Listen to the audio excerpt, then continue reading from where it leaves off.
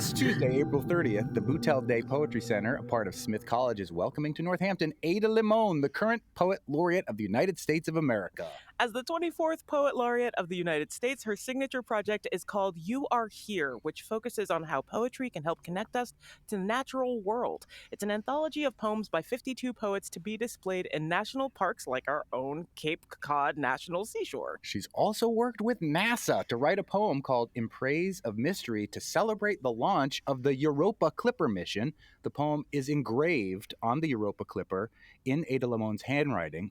Ada was also recently named a Woman of the Year by Time magazine. She will serve as Poet Laureate until the spring of 2025. In October of last year, Ada Limón was awarded a MacArthur Fellowship, making her officially a genius.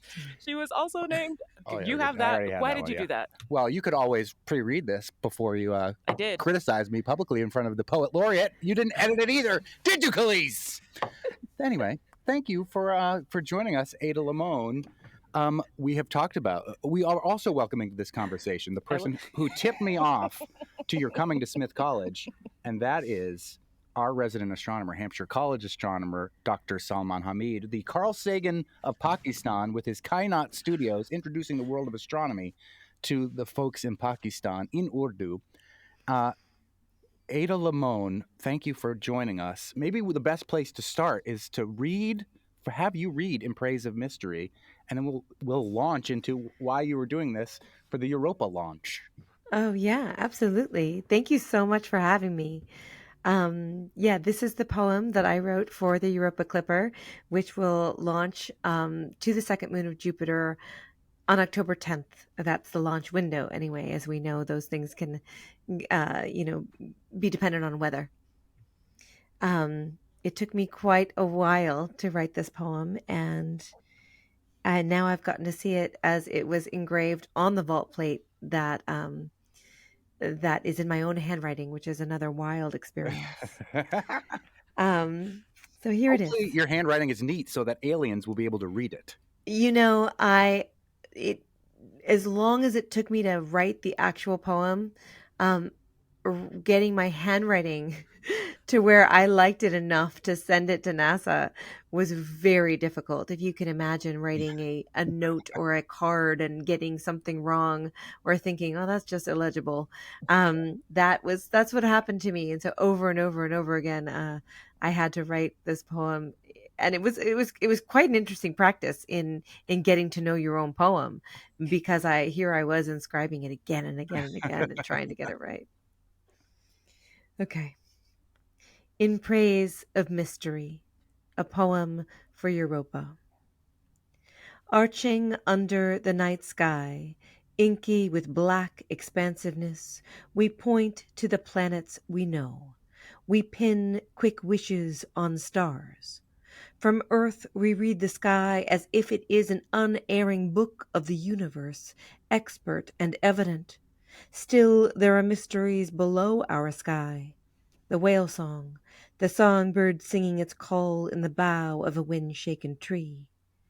We are creatures of constant awe, curious at beauty, at leaf and blossom, at grief and pleasure, sun and shadow. And it is not darkness that unites us, not the cold distance of space, but the offering of water.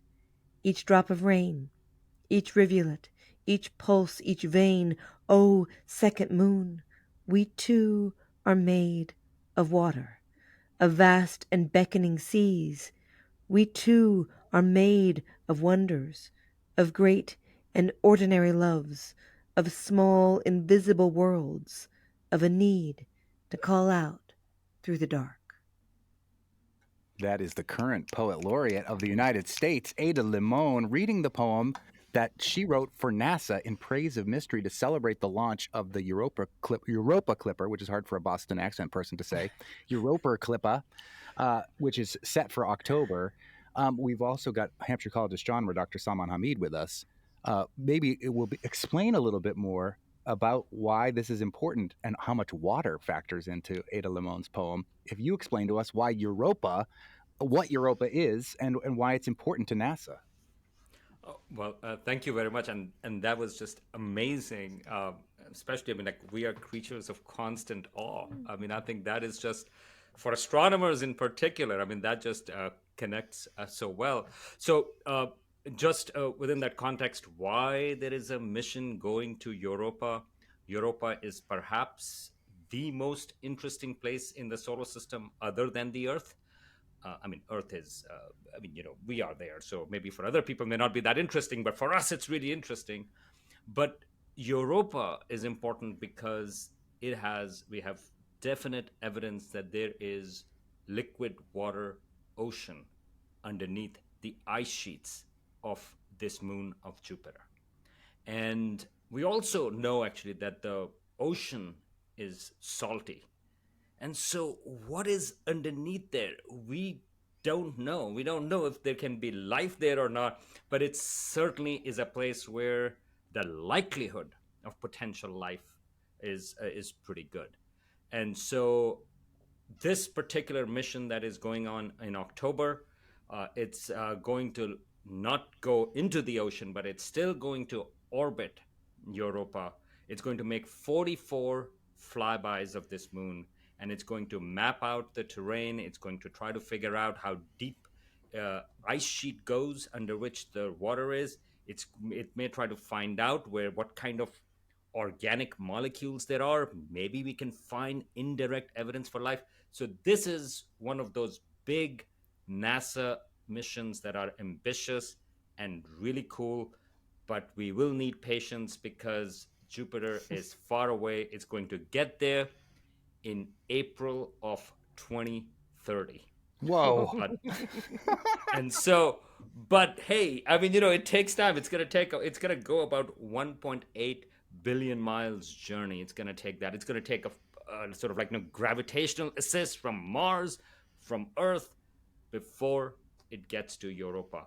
And this poem will be part of that, along with, if I read it correctly, about 2.6 million people added their names to it, which is on a microchip. And that is also going to be part of this Europa Clipper mission. It's a new concept of a message in a bottle, which is pretty amazing that it's going to go all the way to the second moon of Jupiter. And that is Salman Hameed, a familiar voice on the show. And we're a little bit easier than a gold record. Yeah, I Just think what we so. said Yeah. the How last are they time. going to play the Voyager gold record? I don't know, but you need a gold record player. And we're also joined by the Poet Laureate of the United States, Ada Limón, who will be at Smith College this Tuesday. There will be a private event for the students there, but not just Smith students, Hampshire, Hamden, Franklin County students from all over, high schools and more coming to the first event, and then a public event in the evening. Is writing poems for NASA part of the responsibility of the U.S. Poet Laureate, or is that how this poem came about? Thank you for asking. I was actually at the Library of Congress when we got the request, which was an email from NASA. And it's not necessarily a responsibility, but working with different federal agencies has been something that surprisingly I found quite a bit of joy working with NASA, working with the National Park Service, and working with the folks and all the scientists that worked on the National Climate Assessment has been really remarkable. Those are the sort of the three partners that I've had in terms of federal agency crossover. But, they working with NASA, they immediately said talked about the importance of the Europa Clipper, talking about our interest, and it's really been an interest that's gone on for a long time in Europa. And when they asked me if I would do it, I immediately said yes. And then I panicked because then I had to write the poem. I'll be honest that honestly a lot of my poems are quite personal. Sometimes I don't use the word we because I think who is we including, who do we think of, even if we think of we the people, who are we including, all these things. And I realized quite early on in the drafts that this was going to have to be a we poem, because it was not just for those of us in the United States, but a global effort, and really not just for human beings, but all of us that share this planet. If I can ask a question. I mean, in terms of writing the poem, uh, and you have another collection also collected, sort of like, from other poets that is coming out. And in the introduction, you say that because nature is not a place to visit, but nature is who we are. And Mm. in that context, I'm just wondering, when you were thinking about Europa, I mean, how do you see the wonder in science and wonder in poetry? I mean, obviously they can be connected, but how do you envision it? How do you see differences the way you envision that? Yeah, I think that they're all connected. And I also keep thinking people will separate nature on this planet, um, and and then space. But I think it's all nature, right? I mean, this is we're all part of it. This is how we were made. We're stardust. All of these things I think are fascinating to me, and I think with poetry, we have a place where we can make room for wonder, and we can also make room for questions. And I think about exploration in that same way, which is when you write a poem and it has a question in it and you interrogate it, whether it's your soul or your heart or, whatever it is that's driving you mad, uh, as you go deeper into the poem, yes, you excavate some answers, but it only leads you to more questions. And I think that that is the same as scientists as they move forward, is that really we answer one question and a thousand more questions come into play. And I think artists are the same way, that we never think, oh, I've solved my life with this poem. you know Instead we think, oh, I've opened this door, let's see how many more doors are coming. In the same way that when you stop learning, you die. Yeah. Um, Yes. to put a very fine point on it. This poem that is on the mission to Europa, Mm. I think poses two really interesting questions, in no small part because in the poem itself there is this interesting, I wouldn't necessarily say divide, but looking at the natural world from two aspects, one looking up and one looking Mm. around you and down. And I feel like that second part leads into your project, You Are Here, Mm. which is going to be up in national parks.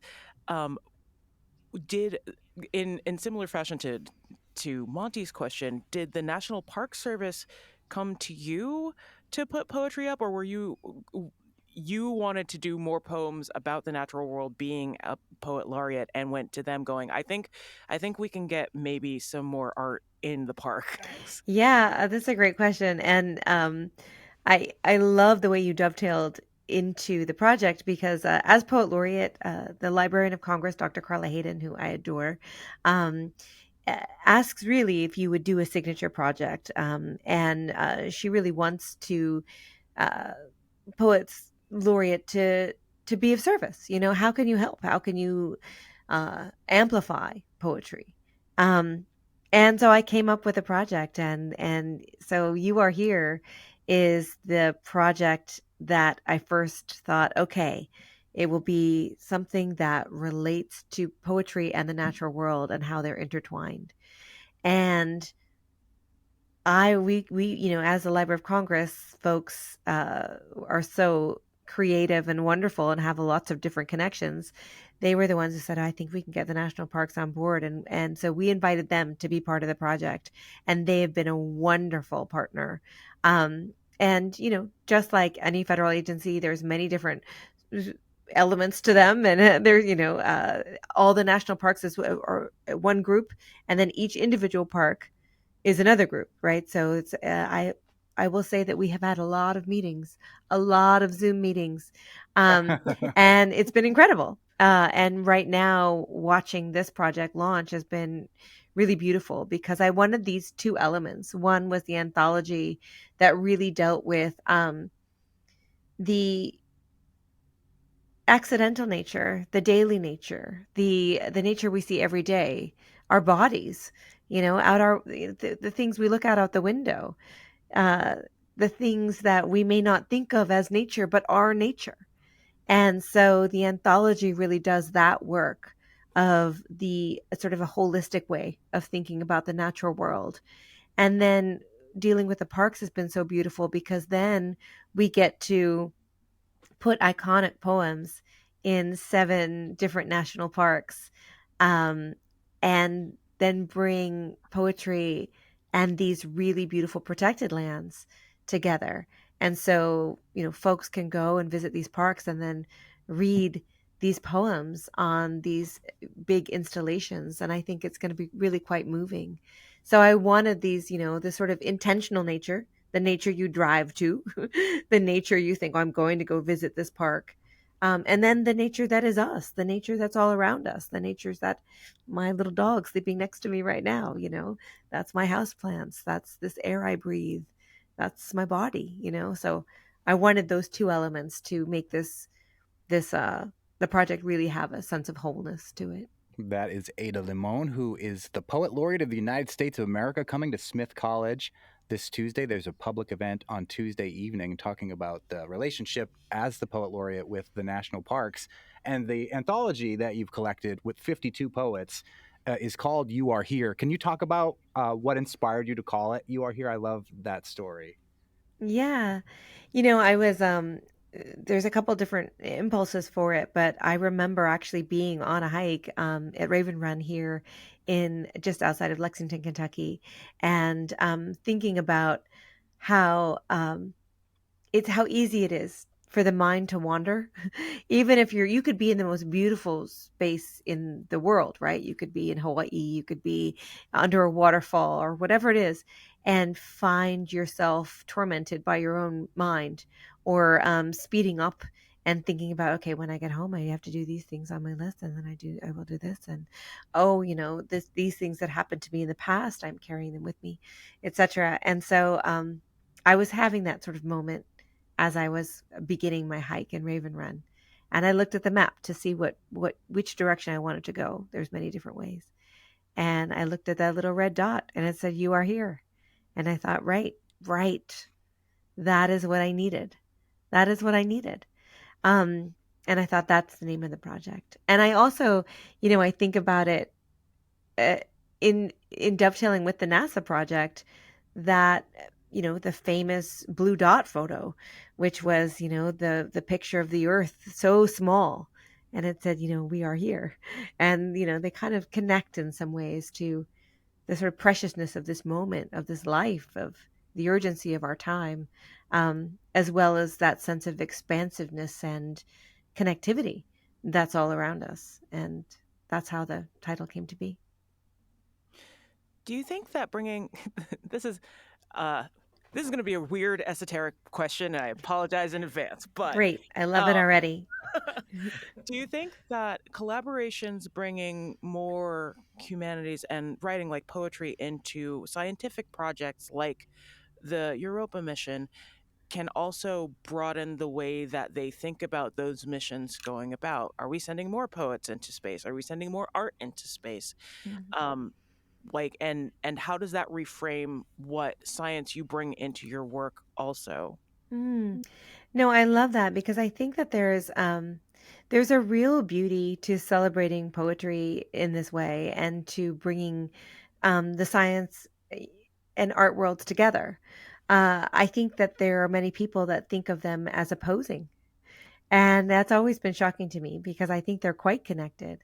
I think that our sense of curiosity, and our sense of trying to look deeply and pay attention are all connected. I work with environmental scientists quite a bit, and they will tell you that we are the lookers, they are the noticers, you know, and poets are also the noticers. And so artists are that way as well. So I think scientists and artists have a great deal in common. And I think that one of the things I'll add is that um, as we move forward and as those relationships deepen, and I hope that it does move in that way, is that I think there's a celebration of also humanity and human voices. And I think as we um, start to analyze and are more aware of the issues that we have with artificial intelligence. Being able to celebrate art that is made by a human being, I think is really important. And to think about this, even the projects, as human endeavors. If I can say one of the connections that you refer to, and Khalees is in your question and Ada in your response, and we have already mentioned Pale Blue Dot and the Golden Record, which connects to Carl Sagan. But in the movie Contact, when Jodie Foster, and so this is sort of like, statute of limitation is over, like, she does go somewhere out in the middle of the galaxy, and there is a line in there where when she looks at the beauty, so she's like hardcore scientist, and she says, well, they should have sent a poet. So Hmm. When she sees this. my favorite moment. I love that moment. Yes, yes.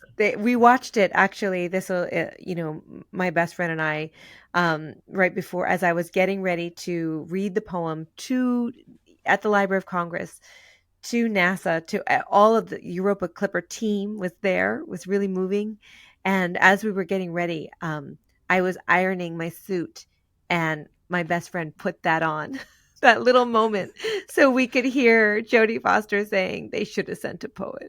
I absolutely love that. Ada Limón is the U.S. Poet Laureate currently, and I feel like, in this country, U.S. Americans of a certain culture do not put as high a premium on poetry as they could. We've even kind of intimated that it seems like it's disparate between science and poetry and all these things, and yet there are so many interconnected ways where it's together, especially in other cultures. And I know Salman Hameed loves this show Shogun that is on right now, but it's like, I'm going to commit seppuku, but before I go, here's the poem I wrote for my death.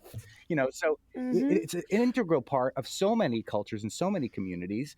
Do you feel, as the U.S. Poet Laureate, that part of your responsibility is to try to bring those things together even more than they maybe they have been, especially like in the culture that I grew up in? Yeah, I think that uh, probably the biggest mission for anyone that has this role um, is to really expand the audience for poetry and to amplify poetry's power. And I really have taken that to heart. It's very easy for me to get lost, like any of us, in the dire place we are as a human species. And yet at the same time, I really believe that the more that we read poetry, the more that we read, the more that we experience art, the more that we experience nature, we will be better off. And the more care we might take with not just the natural world, but with each other. And it's very interesting to be tasked with something you already believe in. Yeah. To that point, there's a part of the You Are Here project that encourages people to write their own poems and either tag the project or send them in. Was that always in it, always a part going?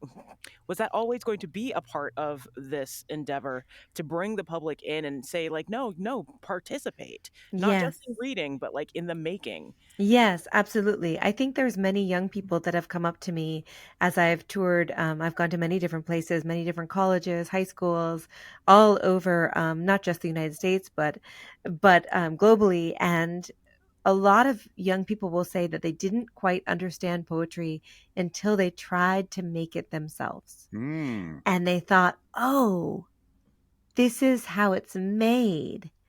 And there are things that the poet knows that the reader will never know. And that's okay. That's part of this beautiful mystery of making things. And so my hope is that having the call to action that people might be able to participate is just a way that anyone might be able to just try their hand at making a poem. And in fact, that prompt and that request will be on all of the poetry installations that will be in the national parks. Amazing. So Before we cool. have to let you go, can we hear one more poem? Yes, absolutely. Let's see here. This is a good, I think, a spring poem. So I'll read this spring poem. Um, as it's April. and the trees are just greening. Instructions on not giving up.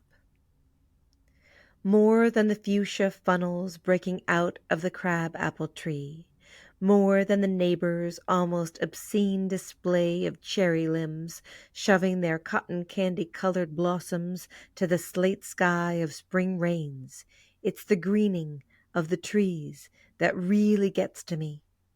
When all the shock of white and taffy, the world's baubles and trinkets, leave the pavement strewn with the confetti of aftermath, the leaves come, patient, plodding, a green skin growing over whatever winter did to us, a return to the strange idea of continuous living, despite the mess of us, the hurt, the empty. Fine then, I'll take it, the tree seems to say, a new slick leaf unfurling like a fist to an open palm. I'll take it all. I love that one. So good. That was on one of my request lists. If you didn't have them up, definitely a perfect one. Yay! I kind of want to do it again. I have one. Okay, we told her 12:30, but are you okay to hang on? Okay. Do you have a couple more minutes? It's okay. No. Yeah, I have a couple Yeah, go more for it. minutes. So in this endeavor to have people like engage more with the natural world and with your collection, like I can't help but notice the diverse nature of the artists that you're grabbing work from. And I feel like, especially in the endeavors to get people out into the natural world, there is something to be said about putting brown bodies out in the natural world and having them interact. And that's a lot of what is being done in this compilation.